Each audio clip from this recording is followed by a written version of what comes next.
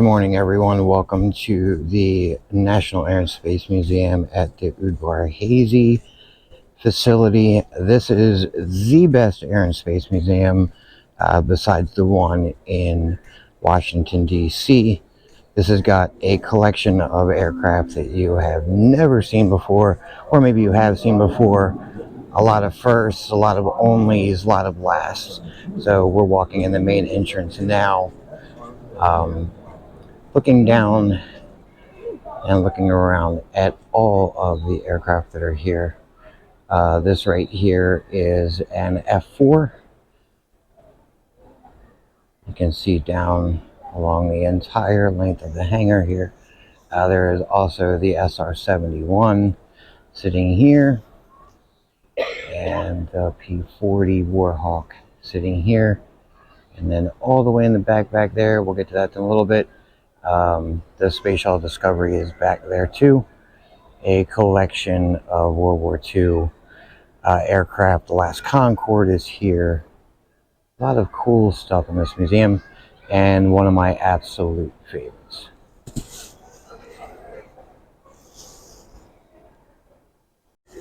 So we're going to start with this one. This is the last SR-71 that actually flew, and it actually set the speed record from Los Angeles to Washington, D.C. 1 hour and 4 minutes, averaging 2,124 miles per hour. So this is the SR-71. Absolutely beautiful airplane. Skunk Works and Lockheed were behind this, and was the fastest airplane on the earth for quite some time. And I think it still holds the record for fastest airplane. I'm not sure, I have to look that up again.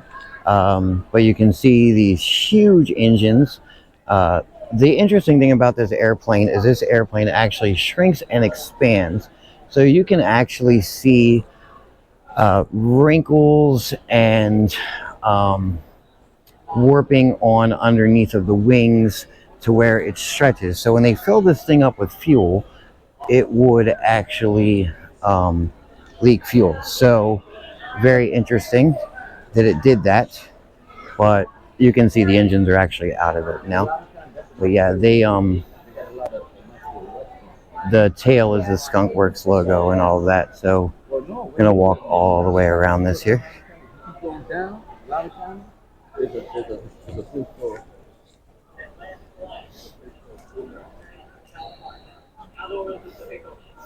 Very beautiful airplane. And actually, as a child, I got to see this with my father at Andrews, and it was actually hidden behind. They had so much security on it. I'm trying to remember what year that is, but yes, very, very pretty airplane, and one of my absolute favorites. So most people are very iconic. So also one of the things that I wanted to let you know is in the movie Transformers, this actually comes to life. They actually filmed it in the movie, turns into a robot right here in the center of the museum, and then actually it destroys everything and goes out that end right there, which actually goes to the Dulles Airport, is sitting right there at the end of the runway, and it transforms into a desert scene, which is very odd, but the magic of Hollywood. So yes, that is the SR-71 Blackbird. There's a little bit of stats and a little bit of pictures on it. So we'll move on from here. So the next plane we're going to showcase is the Bell X-1. This is actually the glamorous Glennis that is usually hanging in the ceiling of the Air and Space Museum in DC. And since they're doing the renovations, they moved it down here. So this is actually one of the closest I've actually ever been to this. This is the first airplane to actually break the sound barrier with pilot Chuck Yeager behind the controls. So this was dropped out of a B-29 and then broke the sound barrier. He was the first pilot to ever do that. Beforehand, they were very afraid to go farther than the speed of sound and break that. So So this was in 1948 that he broke the sound barrier with a Mach 1.45, 957 miles an hour at an altitude of 21,900 meters, so 71,000 feet. So, of course, Mach 1, Mach 2, Mach 3, all easily obtainable at this point. But this is absolutely awesome to see this sitting on the ground. Instead of hanging up way up in the rafters where you can't get near it. So I'm very happy that this is here while they're doing the renovations. Once again, it's a Bell X1. So our next section is over on the right side of the entrance of the hangar. These are Cold War U.S. fighters, helicopters, weapon system used then. There is a Thunder Chief sitting down here. We're just going to walk around and kind of show everything, and I'll kind of give a short description of what is sitting down here. So this is the SA-2 guideline missile. These are actually Russian, and these are anti-aircraft missiles there. There is a U.S. Army Cavalry AH-1F Cobra, and then of course the Huey sitting by that, and I believe a Chinook sitting farther down the line here.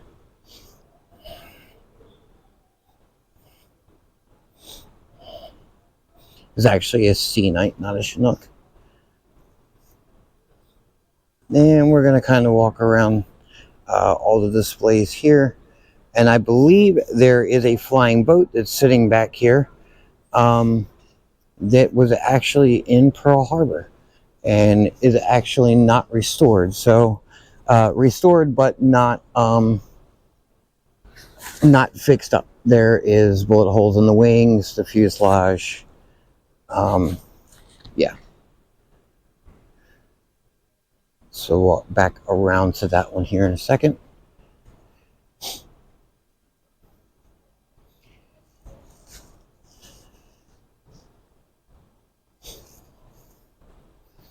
It's kind of making a walk all the way around the back side of the hangar. I did notice since the last time I was here, there is a F-18 here. There's the F-100 Super Sabre. And they actually have the fuselage of a B-17 sitting back here.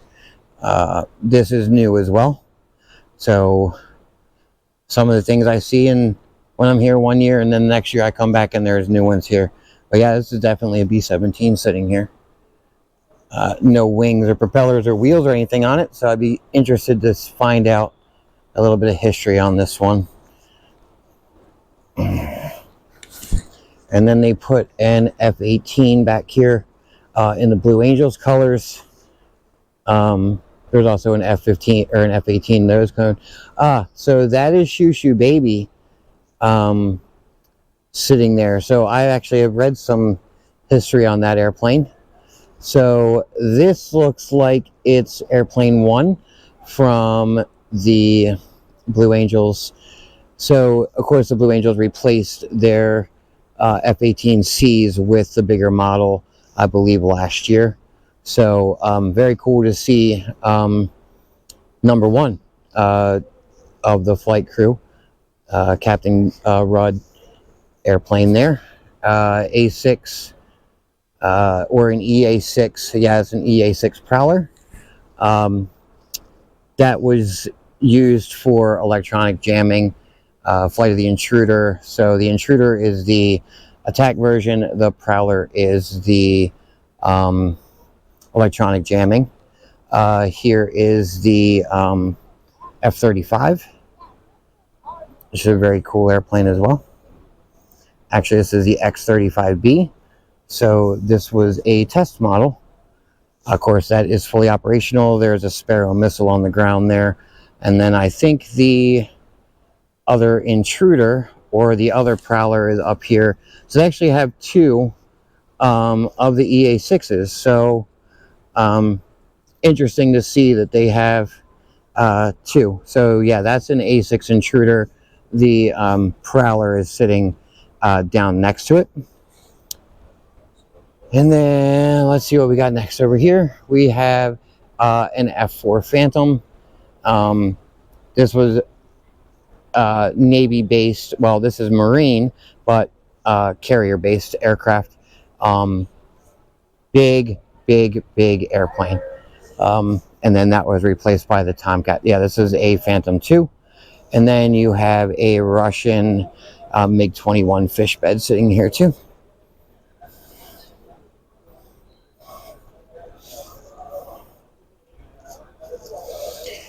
And I'm not going to walk by this without showing this, but here is the General Atomics Predator that is actually on the roof. So I'm going to move this up so you can see it.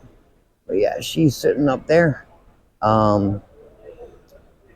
Obviously unmanned drone, which is very cool. And we're going to walk this way a little bit farther, and then we're going to go down the next aisle, which features some more of the Cold War and modern military aircraft. So our next section we're going to start with is on the far side of the main hangar in the Cold War era. This is a MiG-15, and we're just going to walk through and show you some of the displays that are over here. There is an F-86 sitting here as well, so you can see the competition between the two there. Yeah.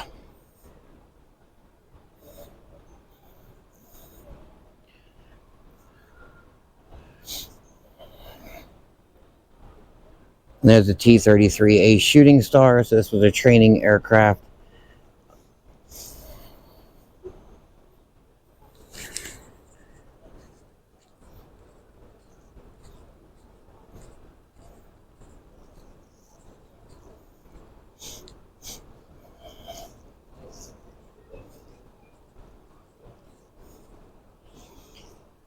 And this is an R-88G Crusader. This aircraft is very interesting because if you look at the top here, it has a transforming wing. That actually they would have to deploy that in order to get lift on landings and takeoffs. That would raise up and down. So very interesting. And then of course over here is probably my favorite airplane of all time. This is the F-14 Tomcat, of course, Top Gun. This is actually swept wing fighter, carrier based, with the only system to actually hold the Phoenix missiles, which can actually track and target up to six targets at one time, which is insane, from I think a distance of 2 miles. That's the F-14. This is actually the D model. So this section here has a lot of history on the World War II German aviation. So the Germans were way ahead of the Americans at the time with the jet engine and rocket powered stuff. We're going to kind of walk through here and show you some of the interesting airplanes that are sitting out here. Give a little bit of a description of them so you can see what they all look like. This is the DO-335. Very interesting airplane. Pusher and pull design, sits really high off the ground. We'll go down here and show you a little bit of the stats and stuff on this so you can see it. Yeah, really cool, and one of the only ones, actually it is a sole survivor. It was captured at the Dornier factory 1945 and flight tested here in Maryland. So very cool airplane. Only one left of its kind. I believe the next one down is the only one of its kind left as well. I think there's a couple in here that are like that. This is the Dorado Blitz.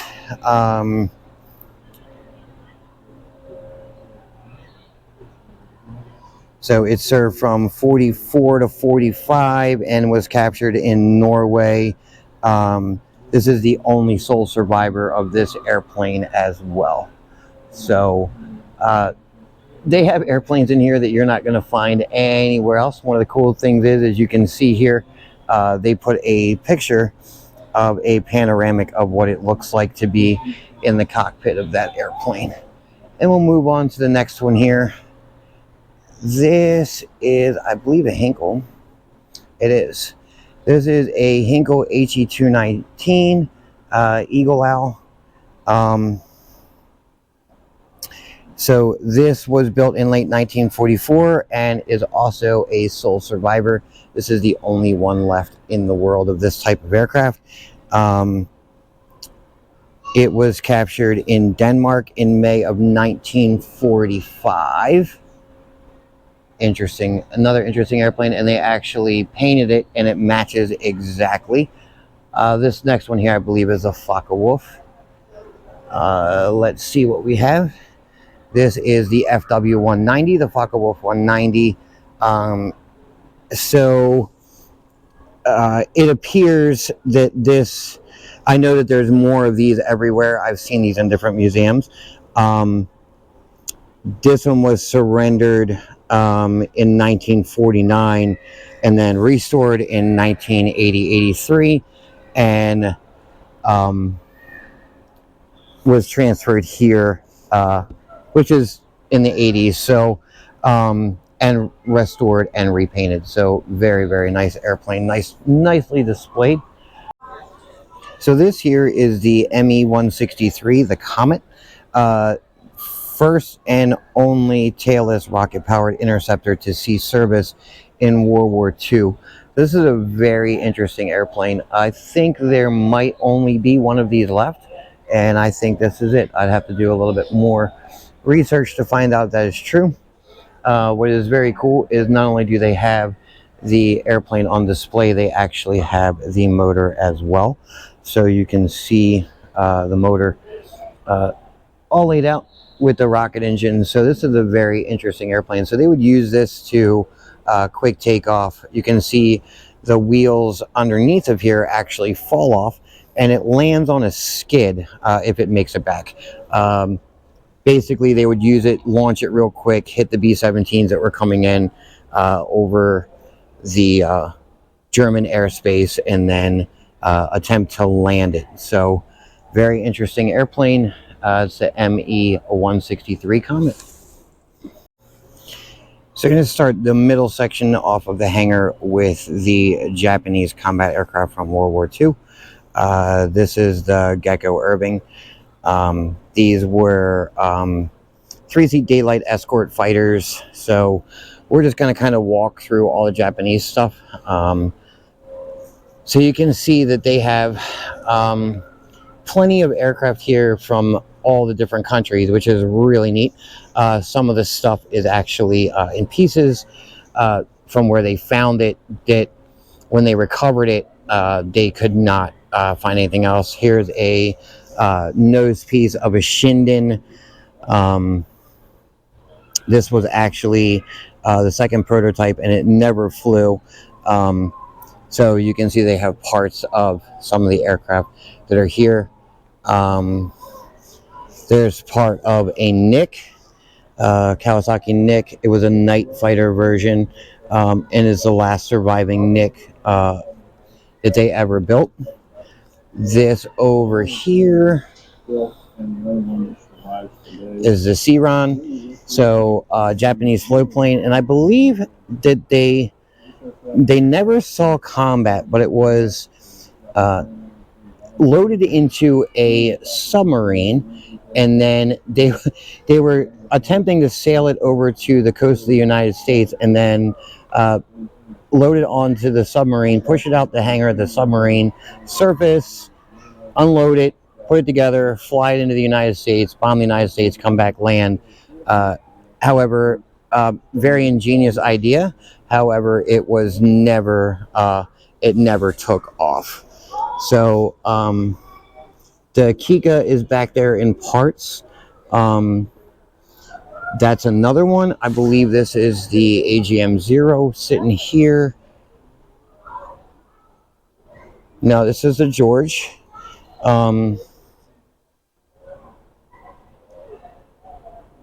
So it was acquired in 1983. It sat outside, and it was loaned from Mason, Arizona, which took 3 years to restore. Yeah, a little bit of American stuff over here. It's P-47 Thunderbolt in its all metal coloring, which is absolutely beautiful. So the Thunderbolt, this was an aerial gunnery trainer before being transferred to the museum. It's displayed to celebrate the 20th anniversary of the first P-47 flight.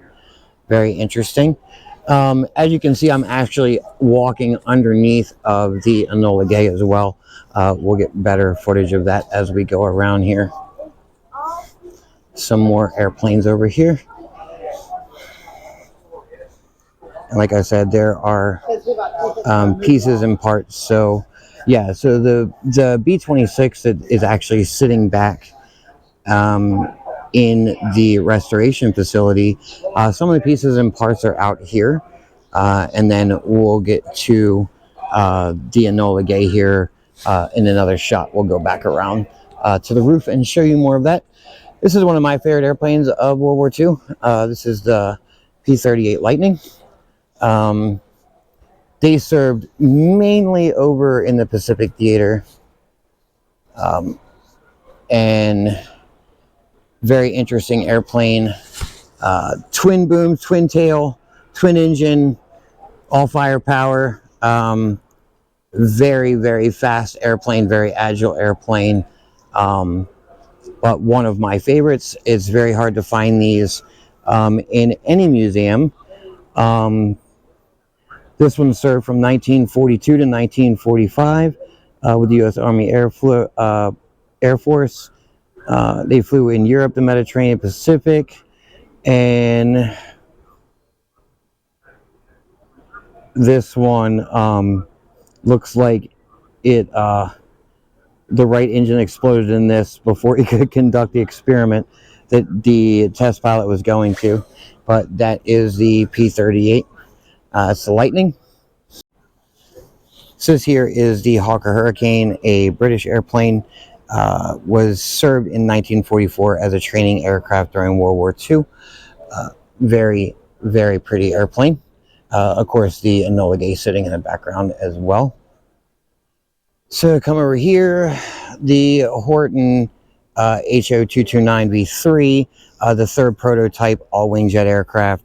The outer wing panels are displayed with the center section here, and this was actually crashed. It followed 2 successful test flights and then had a fatal crash in 1945. The U.S. military found the V3's unfinished parts, the center section, and the 2 outer wing panels in different locations in Germany. And then the American intelligence specialists were interested in studying the jet wing and shipped the aircraft to the United States. So the center section is sitting back there. Once again, a all-wing fighter prototype.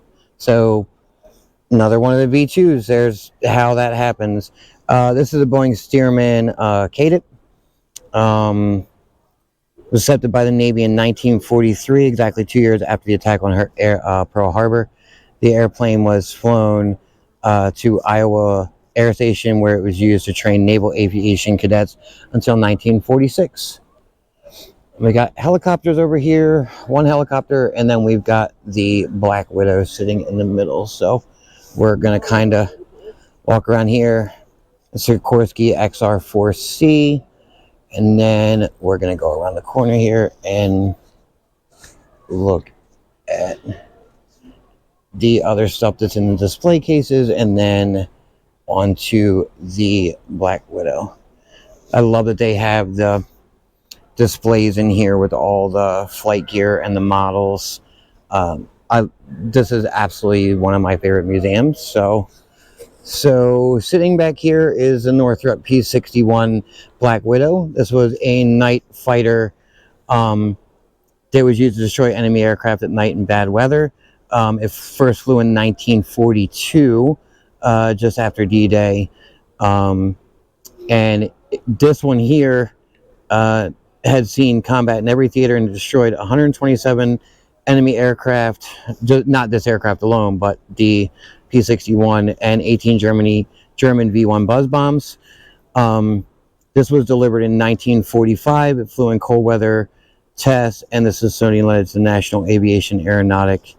It's displayed in the NACA colors. So I love this airplane. Beautiful airplane.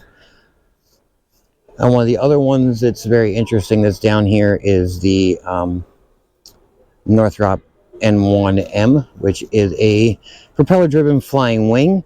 So Jack Northrop made a model mock-up and is one of the first flying wings here in the United States. Was designed in 1929. It had twin tail fin booms and conventional tail, built of plywood around the tubular frame, was powered by two 65 horsepower engines that are replaced with two 120 horsepower. So this led to the design of the XB-35, the XB-49 strategic bombers, and ultimately the B-2. So this is a very, very interesting airplane. I would love to see this actually fly. But yeah, that is the Northrop Flying Wing.